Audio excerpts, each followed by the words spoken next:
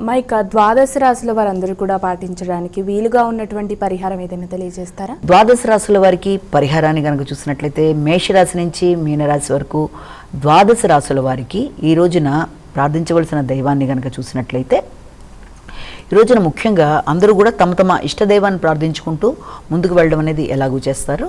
దాంతోపాటు ఇంకా అవకాశము ఆసక్తి రెండు కూడా ఉన్నట్లయితే తప్పకుండా చేయవలసింది ఈ యొక్క హనుమంతుడికి సంబంధించి హనుమాన్ చాలీసా అనేది చాలా చాలా చాలా మీకు అనుకూలంగా ఉంటుంది. హనుమాన్ చాలీసా కానీ, హనుమంతుడి దేవాలయ సందర్శన కానీ, అలాగే హనుమంతుడికి సంబంధించింది ఏదైనా సరే, అంటే కేవలం హనుమాన్ చాలీసా హనుమంతుడి యొక్క నామాలు కానీ, హనుమంతుడికి సంబంధించి అష్టోత్తర శతనామావళి వినడం ఏదైనా అది మీకు మంచి అనుకూల ఫలితాలు ఇస్తుంది. కనుక అవకాశం ఉన్నట్లయితే తప్పనిసరిగా ఇది కూడా చేయడం అనేది మంచిది.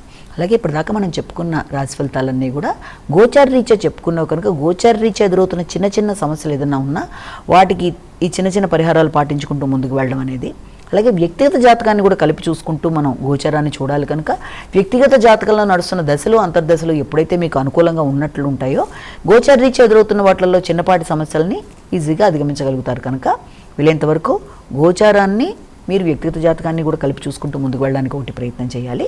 అలాగే పరిహారాలు చేసుకుంటున్నప్పుడు మీ నడుస్తున్న దశలు అంతర్దశలకు సంబంధించిన వాటికి సంబంధించి ఏదన్నా మీరు చేసుకుంటున్నట్లయితే పరిహారాలు, వాటితో పాటుగా గోచార రీత్యా ఈ చిన్నపాటి పరిహారాలు కూడా చేసుకుంటూ ముందుకు వెళ్ళినట్లయితే అన్ని విధాలా అనుకూలంగా ఉంటుంది.